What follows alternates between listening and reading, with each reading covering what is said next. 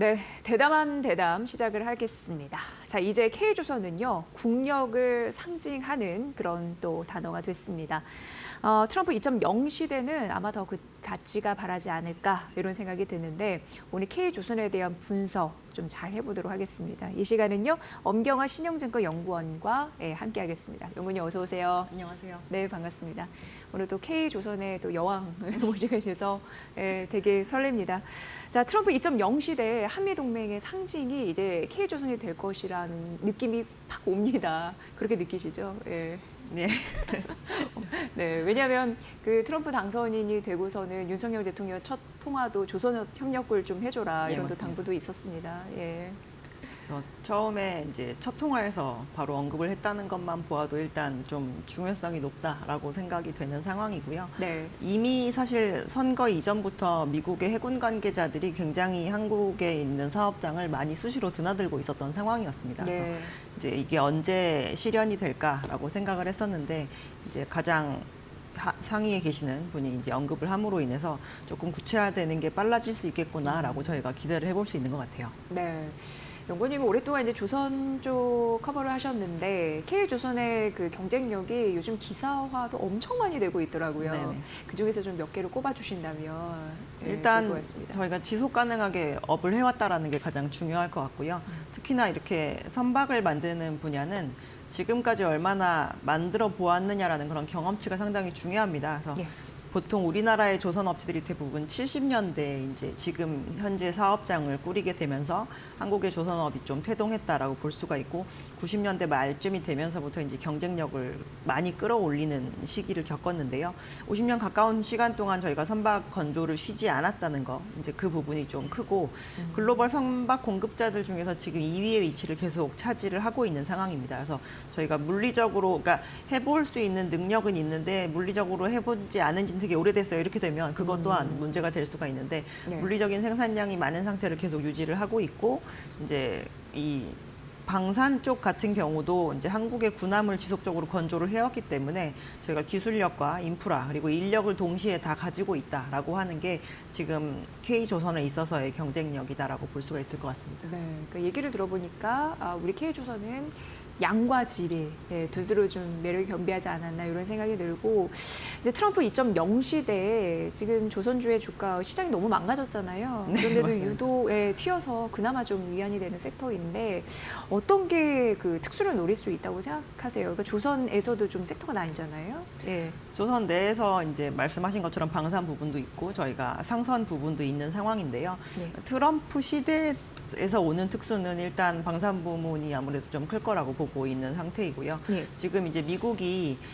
내부적으로 뭐든지 다 소화할 수 없다라는 거를 인정을 하고 이제 전략적 파트너를 미국 밖에서 찾기 시작을 한 첫 번째 상태다라고 볼 수가 있습니다. 그래서 미국이 이러한 한계를 좀 빨리 인정을 하게 된 이유 중에 하나가 중국이 군함을 만드는 속도가 굉장히 빠르게 올라오기 시작을 했거든요. 이제 이 부분에 대해서 투자를 본격적으로 시작한 시기는 2010년 초반대 정도 수준이었고 2012년에 중국이 이제 해양 강국 건설 계획이라는 거를 좀 얘기를 하면서 방산 쪽 관련된 조선의 생산을 좀 빠르게 높이는 거에 대해서 집중을 했는데 그 부분이 지금 성과로 많이 드러나고 있는 상황입니다. 그래서 실제로 2020년을 전후로 해서는 지금 군함 전함 수가 미국과 중국이 역전이 된 상황이거든요. 그래서 그런 부분에 대한 거를 더 이상 속도를 늦추게 되면 굉장히 이제 미국이 더 뒤처지게 될 수 있는 상태라고 보기 때문에 이제 미국의 방산이 국내가 아닌 국외로 나오게 되는 부분에서 한국의 사업장들이 이제 많은 수혜를 볼 수 있지 않을까라고 생각하고 있습니다. 네. 근데 이제 이 자초지종을 잘 모르면 그렇게 세계 강국의 미국이 왜 조선을 우리나라랑 그 할 수밖에 없나 그쪽 너무 약한가? 왜냐하면 수구리가 들어오니까요. 이 섹터에서는 그런 생각이 들거든요. 미국의 조선업은 현재 어떻게 파악하고 계세요? 왜냐하면 중국에도 약간 좀 밀린다고 하니까 뭔가 사정이 있을 것 같습니다. 방산 쪽 관련된 야드도 별로 남아있지 않은 상황이지만 일단 그 이전에 그냥 일반적인 배를 만드는 영역에 있어서도 이제 그 역량이 줄어든 지 굉장히 오래됐고요.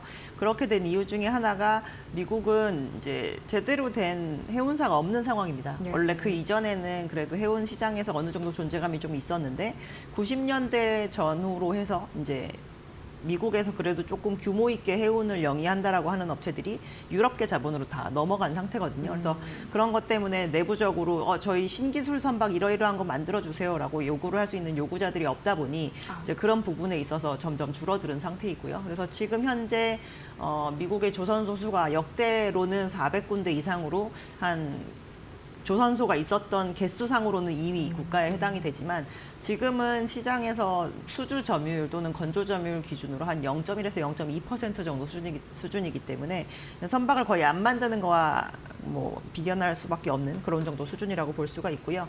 군함에 대해서도 만들고 있는 업체의 숫자는 지금 한 3군데 정도인 걸로 저희가 알고 있고 이것도 방산을 전문으로 하는 조선 업체들이 계속 합종 연행이 이루어지면서 지금 숫자가 줄고 줄어들어 있는 상황인데 우리나라의 조선 업체들 같은 경우는 방산도 진행을 하면서 상선 건조를 같이 진행을 하기 때문에 방산 쪽에서 수주가 조금 없을 때는 이제 그 부분을 상선으로 이제 커버를 할 수 있지만 미국의 군함 전문 업체들 같은 경우는 이제 그런 게 어려웠었기 때문에 지금까지 플레이어가 계속 줄었던 것으로 파악이 되고 있고요. 그래서 군함도 이제 제때에 들어가서 뭐 예를 들어서 한 10개월 이내에 수리를 하고 다시 나와야 되는데 그 기한을 넘는다거나 이런 사례가 굉장히 많이 일어나고 있는 상황입니다. 그래서 지금 미국 내부의 조선업 상태가 좋지 않기 때문에 외부에 시각을 돌리고 있는 상황이고요. 이 부분은 뭐 단기간에 다시 회복을 시킬 수 있는 경쟁력은 아니다라고 보셔야 될 것 같습니다. 네, 그래서 어쨌든 누군가 손을 잡을 수밖에 없는 미국의 상황이 된 것 같습니다. 근데 미국의 뭐 조선업의 쇠퇴에 대해서 지금 되게 설명을 잘 해주셨는데 그 중에 존스법이 영향을 미쳤다라는 얘기가 있더라고요. 근데 존스법이 뭔지부터 좀 설명을 좀 부탁드릴까요? 네. 약간 어떻게 보면 자승자박법이라고 볼 수가 있는데요. 미국에서 필요로 하는 군함은 미국에서 만들어라라고 하는 그러한 규제에 해당이 되기 때문에 이제 미국이 뭔가 이러한 함정을 만드는 데 있어서 가장 한때 어떻게 보면 제일 좋았던 시절이 2차 세계대전 때거든요. 왜냐하면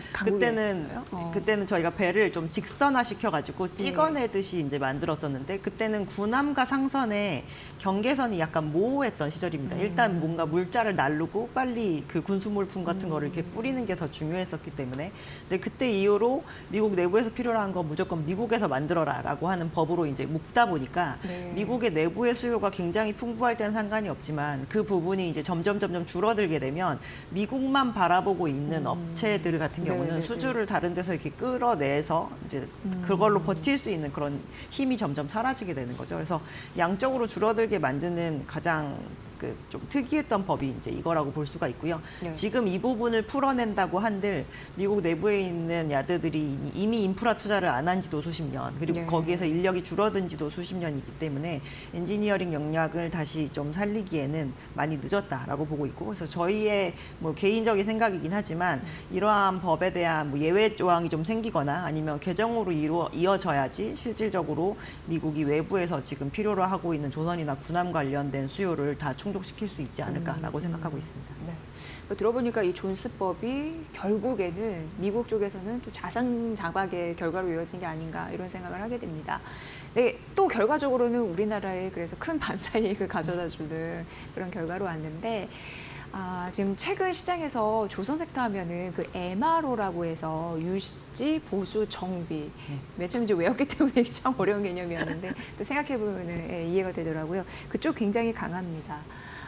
강할 수밖에 없는 이유를 좀 들어봐야 되는데 대표적으로 저희도 뭐 주식 방송 하니까 여러 가지 좀 찾아보면 하나오션이 우리 조선업계전을 가장 먼저 이 부분을 또 뚫기도 했더라고요. 네, 맞습니다. 그런 배경이나 좀 이벤트 좀 얘기 좀 해주실까요? 일단 MRO는 말씀하신 것처럼 메인터넌스하고 리페어하고 하는 그러한 것인데요.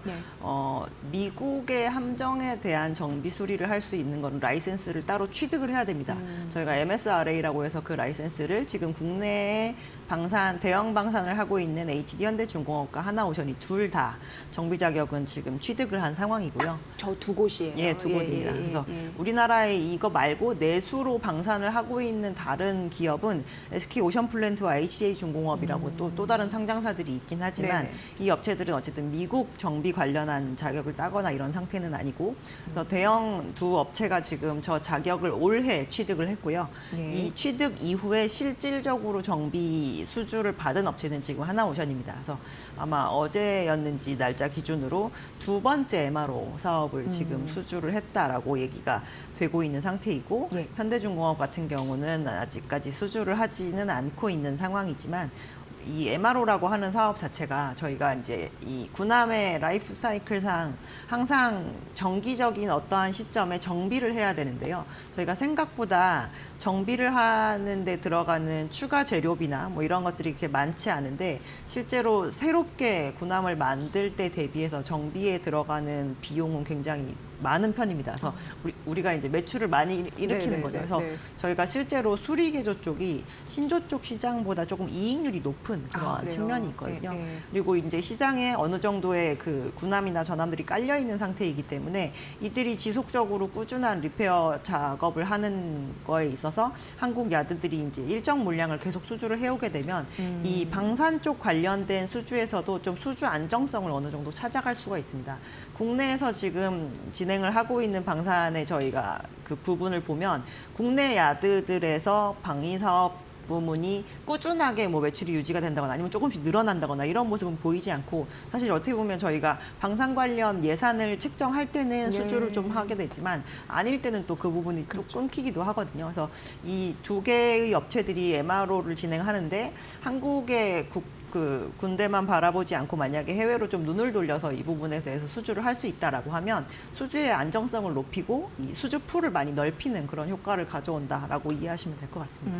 또 하나오션 보니까 뭐 MRO 같은 경우에는 뭐 국내에서 하고 그리고 뭐 함정 그 건조 같은 것도 미국 필리조선소 그 6월에 인수했던 네네. 거기서 한다 뭐 이런 기사도 봤는데 어찌됐건 그 미국 선박들 AS 많이 하면 우리 K 조선 업체들 좀 수익성이 올라가는구나 그런 생각 좀 하게 되네요. 자 조선주 어쨌든 뭐 여러 가지 호재가 있다 보니까 3분기 실적은 잘 나왔을 거라는 생각이 드는데 어땠습니까 일단? 예. 3분기는 조선업체들에게 있어서는 가장 계절적인 비수기에 해당이 됩니다. 그래서 원래 왜냐하면 비수기, 예. 영업일수가 굉장히 적잖아요. 그래서 저희 너무 더우면 사실 작업을 하기 굉장히 어렵기 때문에 이 7, 8월 사이에 집중휴가제를 많이 갖는 편이고요. 그래서 그때 이제 길게는 2주 아니면 일주일 정도 아예 작업을 중단하게 됩니다. 그래서 조업일수가 확 준 그리고 거군요. 예. 이번에 심지어 추석도 이제 9월이었었기 때문에 조업일수가 굉장히 많이 줄었거든요. 그래서 조선업체들 전반적으로 이전 분기인 2분기 대비 3분기의 매출이 더 높기는 쉽지 않습니다. 그래서 이번에 3, 4 합산 기준으로 매출액은 실제로 조금 줄었는데요. 보통 매출이 줄면 저희가 고정비를 커버하는 효과가 떨어지기 그쵸. 때문에 이익률도 많이 내려와야 되는 게 정상인데 지금 조선업체들이 이 1분기보다 2분기보다 3분기에 건조하는 배들의 단가 자체가 일단 올라오고 있는 상황이고 요즘에 조선업체의 비용 측면에서 조금 유리한 것 중에 하나는 조선업체가 거의 스팟성으로 사서 쓰는 유일한 재료에 해당하는 호판 가격이 굉장히 하향 안정화되고 있는 상황입니다. 그거 괜찮네요. 원재료 가격이. 그렇죠. 원재료 가격이. 그리고 심지어 이제 이 부분에 대한 전망은 25년 상반기까지도 조금 하향 안정화될 수 있다라고 저희가 보는데 그 이유 중에 하나가 저희가 철과 관련된 제품을 많이 쓰는 산업은 건설이거든요. 근데 이제 글로벌하게 지금 막 건설을 열심히 하는 그런 네네. 상태는 아니기 때문에 조선업체나 자동차 업체도 철강사로부터 많은 재료를 사다 쓰지만 실질적으로 글로벌 건설 경기가 되게 활성화되어 있지 않는 이상은 우리가 철강사에서 이 철과 관련된 제품을 사올 때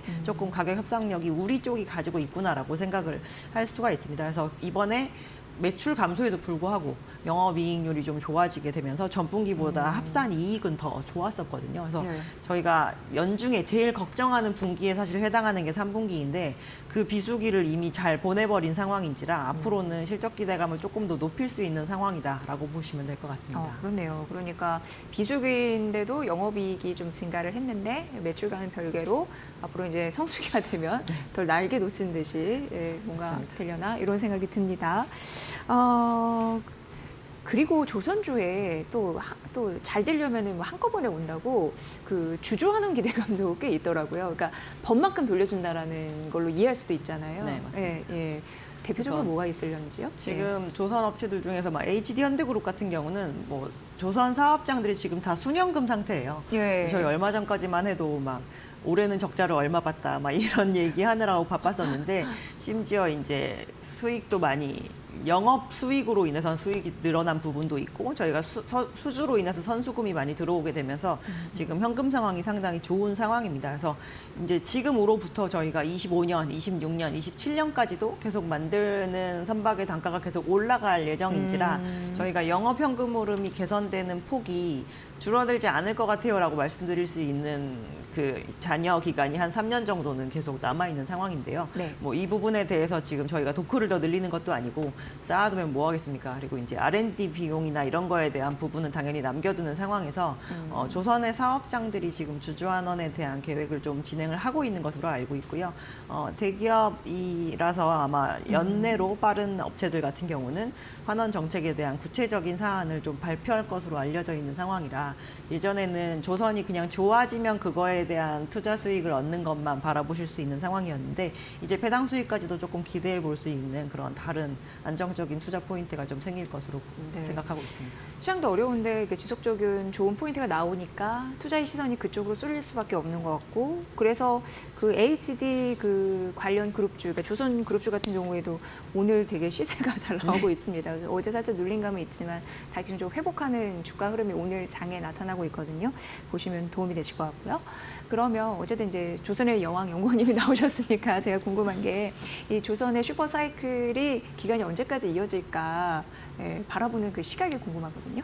저희가 조선 사업은 그 수요와 공급이 되게 극명한 그런 산업인데요. 네. 특히나 그냥 어디에 가서 건물을 짓는 거는 가서 건물을 올릴 때 저희가 고용을 일으키면 그만이지만 네. 배는 꼭 정해진 장소에서 만들어야 됩니다. 아, 그래서 그렇죠. 저희가 네. 똑같이 수주 형태의 산업재이지만 건설업보다 시간 가치가 더 중요한 산업에 해당이 되거든요. 근데 조선업체들이 그래서 지금 이제 도크가 잘 돌아가는 정도의 발주량이 계속 나와준다라고 하면 그걸 저희가 좋은 사이클이고 이제 슈퍼 사이클이다라고 얘기를 하는 상황인데요. 지금 현재 일단 글로벌리 조선을 많이 하고 있다라고 얘기가 되는 중국과 한국이 둘 다 공격적인 그 캐파 확장을 할 수가 없는 상황입니다. 물리적으로 그 부분이 조금 어렵기 때문에 제한적인 공급이라는 것이 이전 사이클 대비해서 오히려 이제 사이클의 지속성에 있어서는 조금 긍정적인 영향을 주고 있는 것 같고요. 그 와중에 신규로 필요한 선박도 필요하지만 지금 친환경 규제가 워낙 강화가 되고 있는 국면인지라 선박의 교체 수요가 나오게 되면서 이제 선박에 대해서 저희가 꾸준하게 이걸 교체해야 되는 니즈가 지금 시장에 깔려 있는 상황입니다. 네. 근데 저희 코로나 팬데믹 이후에 해운사들 정말 돈 많이 벌게 되면서 진짜 굉장히 빠른 속도로 그 선박에 대한 교체 발주를 진행을 하고 있는데 4년간 열심히 노력했음에도 불구하고 지금 전환된 비율이 한 7% 정도 수준밖에 안 되는 상황이거든요. 그래서 여기에서 저희가 그 앞으로 나올 교체 수요에 굉장히 욕심을 부리면서 막 너도 나도 다시 도크를 더 파고 막 이렇게 설비에 대한 증설을 진행을 한다라고 하면 뭐 이러다가도 한 3년 이내에 다시 꼬꾸라질 수 있습니다라고 말씀을 드릴 수 있을 것 같은데 지금 공급이 워낙 제한적인데 아직도 전환될 수요가 많다라는 측면에 있어서 뭐 저희는 사이클의 지속성은 그 이전보다 훨씬 더 길 거라고 볼 수가 있고요. 10년도 이어질 수 있는 가능성이 충분히 있다라고 네. 생각을 하고 있습니다. 장기적으로 보면 또 좋을 것 같기도 하네요. 네네. 노후 선박 교체 수요도 있고 그리고 친환경 이건 뭐 대세로 가는 흐름이니까요. 네, 나쁠 게 없어 보입니다. 그렇다면 조선주가 추가적으로 주가가 오를 수 있는 가능성이 높네요. 왜냐하면 지금 약간 올랐기 때문에 들어갈까라고 멈칫하시는 분들 계실 것 네네. 같거든요. 자신감 있고 한번 해볼까요? 일단 네. 실적 모멘텀이 굉장히 충분합니다. 네. 저희 보통 조선주에 대해서 밸류에이션을 하실 때는 PBR 밸류에이션을 많이 활용을 하게 되는데요. 그 이유 중에 하나가 이 조선 업체들의 가장 큰 자산 가치 중에 하나가 지금 현재 들고 있는 수주 잔고라고 보시면 될 것 같습니다. 그 잔고가 결국엔 나중에 영업에 활용이 되면서 거기에서 나오는 이익이 쌓여서 순자산 가치로 쌓이게 되는데요. ROE가 높아지면 저희가 PBR을 높게 볼 수가 있겠죠. 근데 네. 과거에 저희가 그 봤던 슈퍼 사이클이라고 하는 그 사이클에서 생각보다 높은 ROE를 보지 못하고 끝났었습니다. 근데 예. 지금은 오히려 그때 봤었던 ROE보다 더 높은 ROE를 아마 빠른 업체들은 내년 하반기 아니면은 이제 26년 정도에는 대부분 확인을 하실 수 있을 거라고 저희가 보고 있고요. 그래서 지금 24년 실적 기준으로 저희가 주가를 바라보면 이 너무 배수가 부담스럽다라는 생각을 할 수가 있는데 조선주는 저희가 장기 수주 산업이라고 표현을 하듯이 잔고가 충분히 많이 남아있는 상황이기 때문에 저희는 여전히 상승 여력이 충분하다라고 판단하고 있습니다. 네, 좋습니다. 그럼 엄경화 연구원님은 조선주 탑픽을 뭘로 생각하시는지 매우 궁금합니다. 저희는 완성조선 업체에 대해서는 HD 한국조선해양 여전히 추천을 해드리고 있고요. 네. 전반적으로 조선 3사라고 얘기하는 그룹들 중에서 저희가 HD 그룹에 대한 좀 선호도가 높은 편입니다. 왜냐하면 내부적으로 엔진 사업도 그대로 진행을 하고 있고 그리고 상선에 대한 사업장의 풀도 가장 넓게 가져가고 있고 심지어 이제 다른 업체들은 대형선에만 많이 집중되어 있다라고 한다면 밑에 중형선에 대해서 시장의 점유율을 높게 가져가는 미포조선도 들고 있는 상태이기 때문에 중간 지주 회사로서 이러한 부분을 다 영위할 수 있다라는 장점이 있고 이제 앞서서 아까 언급하신 것처럼 이제 조선 업계에서도 주주환원 정책에 대한 부분을 좀 신경 쓰고 있느냐라고 말씀을 하셨잖아요. 네. 근데 실제로 지금 현재 HD 현대그룹 내에서 이제 오일뱅크나 이런 쪽에서 수익이 별로 좋지 않은 상황이기 때문에 조선 사업을 하고 있는 사업체에서 나오는 주주 환원 정책이 가장 키가 될 것으로 저희가 보고 있거든요. 그래서 그런 부분에 대한 기대도 투자자 관점에서는 많이 생각해 볼 수 있다라는 것이고요. 조선 섹터에 투자를 하실 때 완성조선 업체도 물론 중요하긴 하지만 저희는 기자재 업체들의 레버리지 효과가 훨씬 더 클 것으로 보고 있습니다. 예. 그래서 조선업을 투자를 하시다가도 아까 이제 손이 안 나간다라고 말씀을 하셨는데 그러한 부분이 생기는 이유 중에 하나가 앞으로 조선업체들이 배를 더 많이 만들까요? 라고 하는 질문을 하신다면 저는 아니요라고 말씀을 드릴 거거든요. 그래서 저희가 항상 뭔가 상단이 막혀 있는 것 같은 그러한 생각을 할 수 있는데 기자재 업체들은 국내 조선업체들에게도 납품을 하지만 해외에서 뭔가 배를 더 만들거나 이렇게 되는 이제 중국 조선 업체들한테까지도 납품을 하는 경우가 있는데 중국이 별로 기자재 밸류체인을 갖추지 않은 상태에서 일부 증설을 진행하거나 이런 업체들이 좀 나오고 있는 상태입니다. 그래서 오히려 과거에 한국 야드들에게 이렇게 납품을 할 때보다 납품을 할 수 있는 이 풀이 더 넓어졌다고 해야 되나 이렇게 보셔야 될 것 같고요. 네. 친환경 선박으로서 뭔가 조치를 취할 때 저희가 가장 중요한 기자재 중에 하나가 엔진입니다. 그래서 국내에서 선박 관련 엔진을 하는 상장사를 찾아보면 현대중공업 안에 엔진 사업부가 따로 있고요. 그리고 이제 얼마 전까지 사명이 STX 중공업이었던 지금 현재 HD 그룹으로 편입이 된 HD 현대마린 엔진이 있고 그리고 하나그룹으로 편입된 과거 사명 HSD 엔진이었다가 지금 현재 하나 엔진으로 바뀐 이렇게 3개사가 있는데요. 예. 이 중에서 지금까지 사업을 하는 것 대비해서 주가의 평가 자체가 조금 상대적으로 저평가다라고 얘기를 할 수 있는 HD 현대마린 엔진에 대한 투자를 좀 하시면 내년에도 뭔가 회사가 상단이 더 늘어나고 이익률이 개선되는 부분을 확인하시면서 조금 이제 지금까지 올라온 가격으로 보면 너무 부담스러우실 수 있겠지만 오히려 상승 여력에 대한 부분을 많이 생각해 볼 수 있는 부분이 있을 겁니다. 네. 저희가 K조선에 대해서 이런저런 좀 궁금한 점이 있으셨다면 이 콘텐츠, 이 방송을 보신 분들이라면 좀 속이 좀 시원하게 들으셨을 것 같습니다.